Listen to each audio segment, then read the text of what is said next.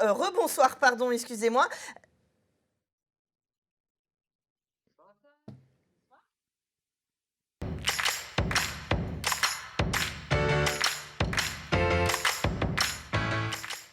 Et on parle de spectacle toujours. On va découvrir un spectacle autour du fameux Michel Jonas à Saint-Ulphace, au centre de Roussigny. Patrick Marty, bonsoir. Bonsoir. Vous organisez donc ce spectacle à Roussigny. Franck Arsquet, vous êtes le créateur et le metteur en scène de ce spectacle. Bonsoir. Bonsoir. Les troupes sont en train de répéter en ce moment même à Roussigny, au centre musical. On va en parler dans quelques instants. Le spectacle, ça a lieu ce 24 septembre à 20h30 au centre, donc à Saint-Ulphace. En attendant, on va parler de Diego et moi. Bonsoir. Bonsoir. Thomas Reyes, vous êtes le directeur, l'auteur, le créateur de cette pièce. Et vous êtes accompagné de Nicolas Gréoï. Bonsoir. Bonsoir. Vous êtes comédien, pianiste, vous participez à ce spectacle. Tous les deux, ce spectacle, Diego et moi. Je vais spoiler direct. Diego, c'est Diego Maradona, le célèbre footballeur, pour ceux qui, je ne sais pas, n'auraient jamais ouvert un magazine sportif, ou peut-être certaines générations, peut-être, mais attention, je vais m'attirer des foudres en disant ça. Comment vous avez eu l'idée de faire ce spectacle? Eh bien, quand Maradona est décédé, j'étais ici en France, non, je suis argentin déjà, non, et quand Maradona est décédé, j'ai senti quelque chose d'assez fort. Et je suis allé, donc j'étais dans ces matchs d'Argentine-Angleterre, quand Maradona il a marqué les buts avec la main, et quand il a dépassé tous les joueurs, il a marqué les buts du siècle. Ma mère nous a amenés voir ces matchs. Nous, on était en exil au Mexique, parce qu'il y avait la dictature militaire en Argentine. Et ça faisait 8 ans qu'on était au Mexique. Et pour ma mère, c'était important parce qu'elle avait envie de nous rapprocher un peu à l'Argentine. En plus, il y avait eu la guerre des Malwines contre les Anglais qu'on avait perdu. Donc, il y avait une espèce de truc là contre les Anglais. Et il y avait Maradona, non? Et il se trouve qu'à ce moment-là, j'étais petit et j'étais un enfant rêveur. Et mon idole, mon super-héros, mon ami imaginaire était Diego Maradona. Donc, ces jours-là, pour nous, c'était un rêve. Et tout s'est passé vraiment comme un rêve, non? Ma mère, avec ses 5 enfants, elle nous a amenés voir ces matchs.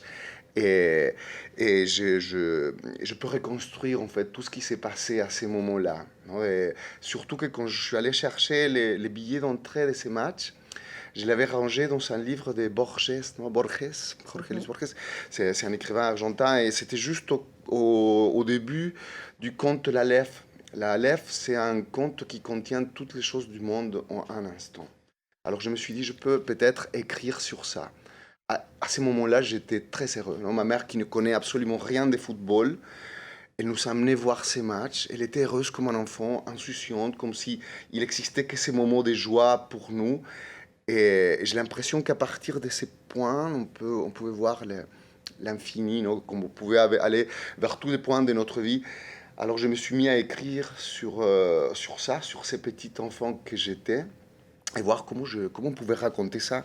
Avec Nico, pendant les confinements, on avait fait une pièce qui s'appelle Amuse 3, dans laquelle voilà, on jouait des personnages, et il y avait un très très bon feeling. Et donc du coup, je me suis dit, ça serait cool de faire un binôme avec lui et qu'il m'accompagne à raconter cette histoire, non, avec la musique. Donc je suis tout le temps accompagné par la musique. Il y a de la danse, il y a des chants, non? Il y a un moment donné dans lequel je danse les tangos avec les ballons et je marque avec la main aussi. Bien sûr, tout va bien. Non mais Voilà. je vous écoute, tout va bien. Donc Nicolas, en fait, vous êtes là un petit peu pour canaliser C'est exactement Thomas. c'est exactement ça qui se passe pendant la pièce. Ouais. Je suis un petit peu son contre-pied des fois pour faire un petit jeu de mots voilà, footballistique.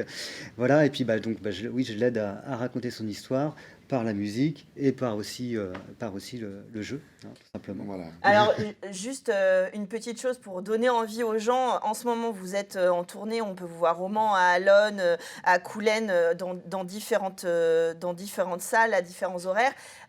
Mais ce qui est important de dire, c'est que finalement, on ne parle vous venez de nous le prouver, on ne parle pas que de football. Nicolas, il vous a embarqué dans une aventure humaine, familiale, personnelle, mais aussi partagée avec le monde entier finalement, puisque par exemple, moi, je ne suis absolument pas intéressée par le foot, mais je connais la fameuse traversée de Diego Maradona lors de ce match.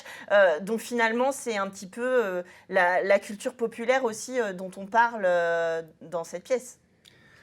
Oui, en fait, moi j'adore le football et j'étais toujours, voilà, je suis comédien, j'étais aussi cinéaste, j'aime la danse, j'aime la culture. Je pense que le fait de lier les populaires et les culturels, c'est quelque chose d'assez beau. Et là, si bien on parle de football, on parle surtout des émotions, non? De quelque chose de C'est ça, primitif, on exactement. parle d'amour. C'est ce que je voulais dire, Voilà, c'est qu'on n'est pas forcément fan de football ou de Diego Maradona pour pouvoir profiter du spectacle. C'est-à-dire que le match de foot, c'est un peu le fil c'est un prétexte, de la pièce, mais ça raconte beaucoup d'autres choses, plein d'autres choses, et notamment toutes ces relations dont vous parlez, les relations humaines, et puis parce que ça parle aussi de cet enfant dans les gradins qui assistait au match de foot, et les émotions que ça provoquait chez lui, les émotions pour sa famille, ce que ça a changé dans sa vie.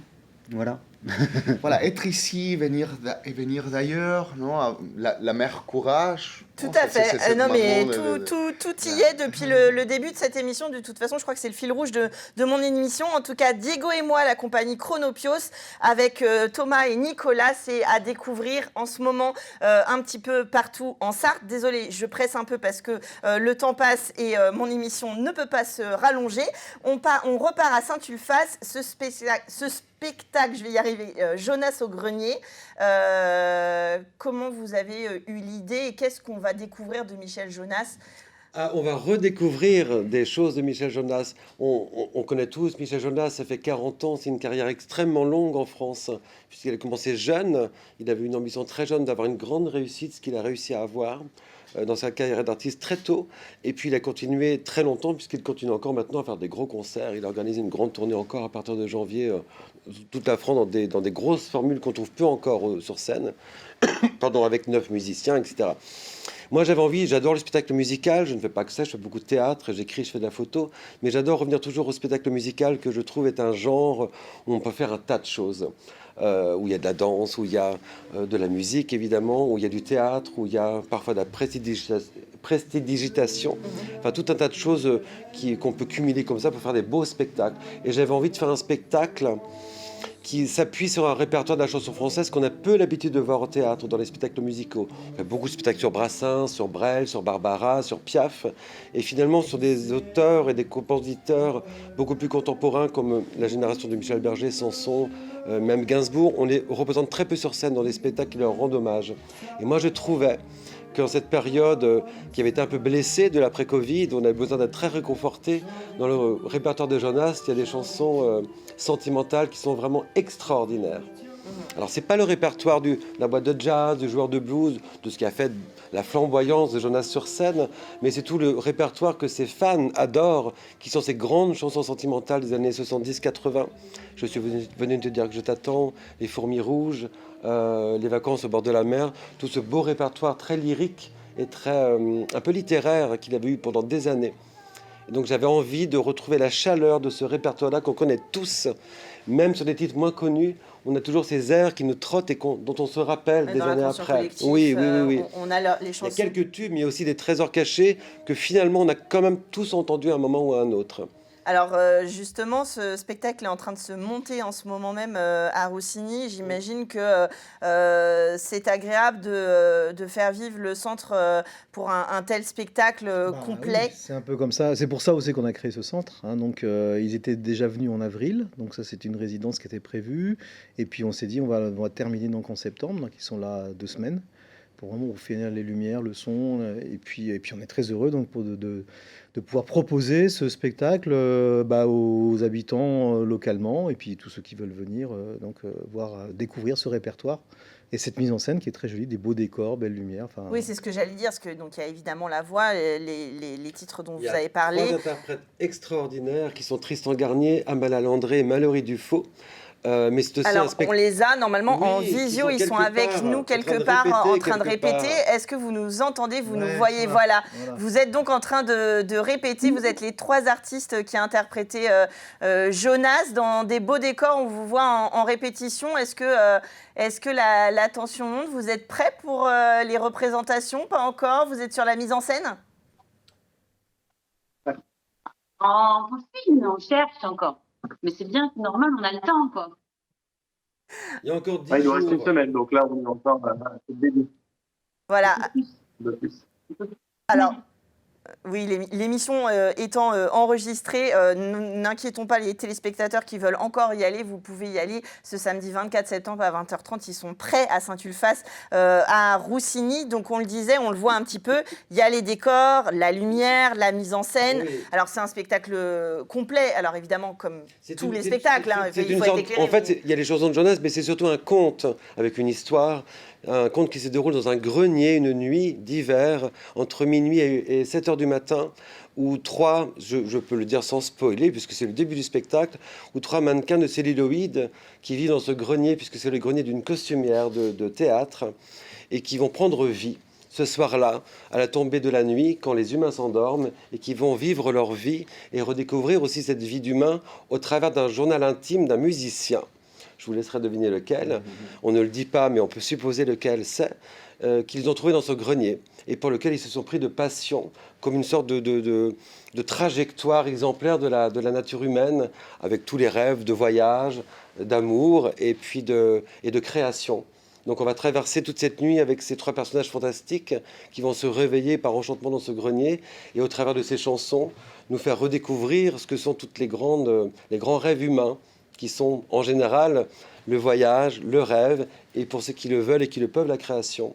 Alors un beau rêve à faire finalement, ces 2 rêves qu'on vous propose. On vous propose d'aller rêver dans le grenier de Michel Jonas. C'est ce samedi 24 septembre au Centre musical de Roussigny à Saint-Ulphace. On va sur le site, on prend des places et puis on retrouve Diego et moi, on vous retrouve tous les 2 sur scène pour nous faire revivre ces instants aussi un petit peu partout jusqu'au 25 novembre au Mans et dans toute la métropole. Merci à vous d'être venus sur le plateau et nous, on se retrouve pour le final dans Culturel.